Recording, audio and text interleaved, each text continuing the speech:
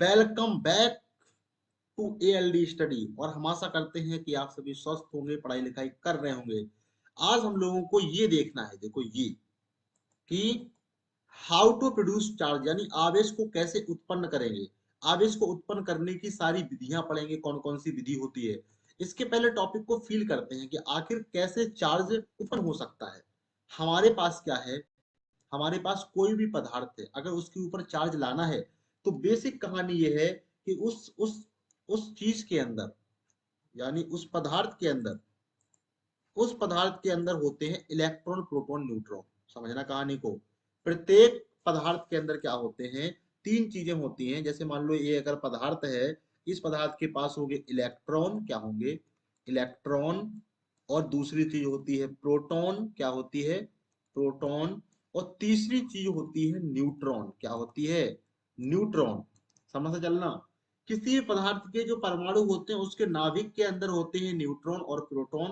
Proton के ऊपर होता है पॉजिटिव चार्ज, प्रोटॉन के ऊपर क्या होता है पॉजिटिव चार्ज। इलेक्ट्रॉन के ऊपर क्या होता है नेगेटिव चार्ज। और किसी एक वस्तु से इलेक्ट्रॉन जब निकल जाते हैं तो उसमें प्रोटॉन की अधिकता हो जाती है, उसके ऊपर आ जाता है पॉजिटिव चार्ज। किसी वस्तु के ऊपर अगर इलेक्ट्रॉन आ जाते हैं उसके ऊपर आ जाता है नेगेटिव चार्ज। अगर किसी वस्तु के ऊपर कोई भी आवेश नहीं है, इसका मतलब ये नहीं है कि उसके ऊपर आवेश नहीं है। उसके ऊपर जितना पॉजिटिव आवेश है उतना ही उसके ऊपर नेगेटिव आवेश है। तो आप इस बात को जानते हैं, ठीक है, क्लियर है कहानी। न्यूट्रॉन के ऊपर कोई भी आवेश नहीं होता है। एक वस्तु से लाखों करोड़ों इलेक्ट्रॉन निकल जाते हैं, उसके द्रव्यमान में कोई भी क्षति नहीं होती है, क्योंकि लगभग इलेक्ट्रॉन का द्रव्यमान प्रोटॉन के द्रव्यमान से 10,000 गुना ज्यादा क्या होता है, कम होता है। लगभग इलेक्ट्रॉन का द्रव्यमान होता है 10 की पावर -31 किलोग्राम, 9.1 समथिंग होता है। और इसी में अगर हम लोग सिर्फ 10 की घात के हिसाब से देखें तो 10 की घात -27 किलोग्राम होता है। किसका किसका प्रोटॉन का। क्लियर है कहानी। तो अब किसी भी वस्तु के ऊपर चार्ज कैसे आएगा, या तो उससे इलेक्ट्रॉन निकलेंगे या तो उसके ऊपर इलेक्ट्रॉन आएंगे। बस यही कहानी हम लोग करने वाले हैं इस चैप्टर्स के अंदर। तो कह रहा है हाउ टू प्रोड्यूस चार्ज। किसी वस्तु से यदि इलेक्ट्रॉन निकल जाते हैं, समझना कहानी को। नंबर 1 पॉइंट, किसी वस्तु से अगर इलेक्ट्रॉन निकल जाते हैं, क्या हो जाते हैं निकल जाते हैं निकल जाते हैं तो उस वस्तु के ऊपर कैसा आवेश आ जाता है, धनात्मक चार्ज आ जाता है, यानी पॉजिटिव आवेश आ जाता है। यदि किसी वस्तु के ऊपर इलेक्ट्रॉन आ जाते हैं, क्या हो जाता है आ जाते हैं, तो उसके ऊपर आ जाता है नेगेटिव चार्ज। कैसा चार्ज आ जाता है, नेगेटिव चार्ज। तो कहानी में आगे बढ़ते हैं। आवेश को उत्पन्न तीन तरीके से कर सकते हैं, और वो तीन मेथड ये है हमारी। फ्रिक्शन द्वारा, यानी घर्षण के द्वारा। चालन द्वारा, इंडक्शन के यानी चालन के द्वारा। किसके द्वारा, चालन कंडक्शन के द्वारा। किसके द्वारा, कंडक्शन के द्वारा। और प्रेरण द्वारा, यानी इंडक्शन के द्वारा। किसके द्वारा, इंडक्शन के द्वारा। यानी घर्षण ड्यू टू फ्रिक्शन, फ्रिक्शन के द्वारा। ड्यू टू कंडक्शन यानी चालन के द्वारा। ड्यू टू प्रेरण यानी इंडक्शन के द्वारा। तो एक एक करके समझते हैं तीनों कहानियों को। सबसे पहले देखते हैं घर्षण के द्वारा। भाई तुम्हारे पास दो चीजें हैं, दोनों चीजों को जैसे हम लोग मान लो हाथ है, अगर एक कपड़ा है ये हाथ है, दोनों को रगड़ेंगे, एक वस्तु से इलेक्ट्रॉन दूसरी वस्तु में क्या हो जाएंगे, ट्रांसफर हो जाएंगे। जब दो वस्तुओं को आपस में रगड़ते हैं, मान लो एक वस्तु आपके पास ए है और दूसरी वस्तु आपके पास क्या है, बी है। जब इन दोनों में आप क्या कराओगे, फ्रिक्शन कराओगे, तो एक वस्तु से इलेक्ट्रॉन दूसरी वस्तु में चले जाएंगे। अब सवाल ये उठता है कि किस वस्तु से इलेक्ट्रॉन किस वस्तु में जाएंगे, जिस वस्तु की विद्युत ऋणात्मकता कम होगी। समझना ध्यान से। जिस वस्तु से जिस वस्तु की विद्युत ऋणात्मकता बोले तो इलेक्ट्रोनेगेटिविटी, इलेक्ट्रो नेगेटिविटी इलेक्ट्रोनेगेटिविटी कम होगी, उससे इलेक्ट्रॉन्स क्या हो जाएंगे, निकल जाएंगे। और जिसकी इलेक्ट्रोनेगेटिविटी ज्यादा होगी उसमें इलेक्ट्रॉन चले जाएंगे। सिंपल सी कहानी है घर्षण की। जिससे निकल जाएंगे उसके ऊपर धनात्मक चार्ज, जिसके ऊपर आ जाएंगे उसके ऊपर क्या हो जाएगा, ऋणात्मक चार्ज। दो वस्तुओं को आपस में रगड़ने से इलेक्ट्रॉन का आदान प्रदान हो जाता है, तो क्या हो जाता है, चार्ज आ जाता है। चालन के द्वारा, अगर आपके पास कोई क्या है, एक वस्तु है और उस वस्तु के ऊपर कोई भी चार्ज नहीं है, अगर आप क्या करते हैं, एक दूसरी वस्तु को जिसके ऊपर चार्ज है, इसके ऊपर चार्ज है और इसके ऊपर कोई भी चार्ज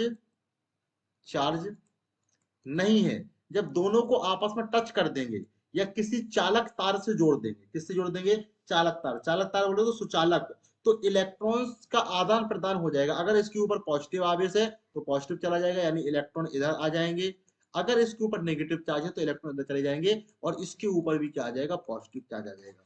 बस याद रखना कि ये कहानी सिर्फ और सिर्फ चालकों के लिए वैलिड है, बाकी किसी और चीज के लिए वैलिड नहीं है। एक चालक वस्तु के ऊपर चार्ज है, दूसरे से टच करा दिए, चालन हो जाएगा, इलेक्ट्रॉन चलने लगेंगे, इधर से उधर चले जाएंगे, क्या हो जाएगा, चालन के द्वारा उसके ऊपर भी चार्ज आ जाएगा। ठीक है ना, इसको बोलते हैं संगति का असर। भाई एक अगर गंदा है तो उससे चिपक जाओगे, तुम भी गंदे हो जाओगे। इसी प्रकार एक वस्तु के ऊपर चार्ज है, दूसरी वस्तु को उसके ऊपर चिपका दिए तो उसके ऊपर भी इलेक्ट्रॉन चले गए, उसके ऊपर भी क्या आ गया, चार्ज आ गया, प्रेरण के द्वारा। ये है इंपॉर्टेंट, इसको समझना है, समझना ध्यान से क्या है। इसमें ना तो टच कराएंगे ना तो रगड़ेंगे।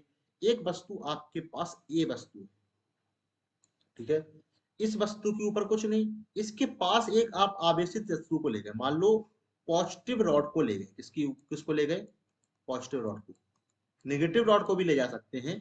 एक ऐसी वस्तु को ले गए जिसके ऊपर पॉजिटिव चार्ज था, इस वस्तु के ऊपर क्या है, मान लो अगर चालक वस्तु है तो पॉजिटिव आवेश क्या करता है, इलेक्ट्रॉन को अट्रैक्ट करता है, तो इस वस्तु के जो इलेक्ट्रॉन होंगे वो क्या हो जाएंगे, पॉजिटिव आवेश के पास आने से उसके इस तरफ आ जाएंगे, इधर पॉजिटिव चार्ज आ जाएगा, क्या आ जाएगा, पॉजिटिव चार्ज। वस्तु की इस अवस्था को हम लोग कहेंगे कि वस्तु क्या हो गई, ध्रुवित हो गई, क्या हो गई, ध्रुवित। क्यों ध्रुवित हो गई, भाई जब भी किसी चीज के ऊपर ऐसी चीज आ जाए जिसमें दो अलग अलग गुण शो होने लगे, इस वस्तु के एक तरफ तो नेगेटिव आ गया चार्ज और एक तरफ क्या आ गया, पॉजिटिव चार्ज आ गया, तो इसमें दो ध्रुव बन गए, दो पोल बन गए, इसलिए इस घटना को कहेंगे कि ये वस्तु ध्रुवित हो गई। जैसे ही किसी चालक वस्तु के पास आप किसी आवेशित वस्तु को लाते हैं तो वो वस्तु ध्रुवित हो जाती है। अब ध्यान से समझना, कहानी यहां शुरू होती है। अब इस वस्तु के ऊपर अभी भी चार्ज जीरो है, क्योंकि जितना नेगेटिव चार्ज है उतना ही क्या है, इसके ऊपर पॉजिटिव चार्ज है। अगर आपको इसको नेगेटिव चार्ज कराना है तो पॉजिटिव की तरफ से इस वस्तु को भू संकर्पित करा देंगे। भू संकर्पित का मतलब क्या होता है, किसी भी वस्तु को तार से जाके पृथ्वी से जोड़ देंगे या उस पृथ्वी से उसका एक हिस्सा टच करा देंगे। और पृथ्वी क्या करती है, कोई भी वस्तु हो, कितनी भी, कोई भी किसी भी चार्ज की, अगर पॉजिटिव चार्ज है उसको भी उदासीन कर देगी, अगर नेगेटिव चार्ज है उसको भी उदासीन कर देगी। पृथ्वी का ये काम ही है बेटा, ठीक है। अब जैसी पृथ्वी से तुमने क्या किया, पॉजिटिव की तरफ से इसको भू संकर्पित कराया, तो ये जो पॉजिटिव वाला हिस्सा है, पृथ्वी को तो यही लगेगा ये पॉजिटिव चार्ज है, और पृथ्वी क्या करने लगेगी, इसको उदासीन करने लगेगी, क्या करने लगेगी, उदासीन। और जैसे ही थोड़ी देर के लिए तुम टच कराए रहो और इस वस्तु को क्या कर लो, निकाल लो। तो क्या हुआ इस वस्तु के साथ, ये जो जिधर का जो पॉजिटिव चार्ज था, क्या था, पॉजिटिव चार्ज, उसको उदासीन कर दिया, बचा नेगेटिव नेगेटिव चार्ज, और तुमने हटा लिया तो उस वस्तु के ऊपर आ गया नेगेटिव चार्ज। कैसा चार्ज आ गया, नेगेटिव चार्ज। लेकिन अगर आपको चाहिए था इस वस्तु के ऊपर पॉजिटिव चार्ज, तो आप नेगेटिव की तरफ से इसको भू संकर्पित करा देते, तो आपको क्या मिल जाता, पॉजिटिव चार्ज मिल जाता। भू संकर्पित कराने के तुरंत बाद आपको निकाल लेना है बस। तो तीन विधियां थी चार्ज बनाने की, क्या थी, friction, due to conduction, due to induction. ठीक है, थैंक यू वेरी मच।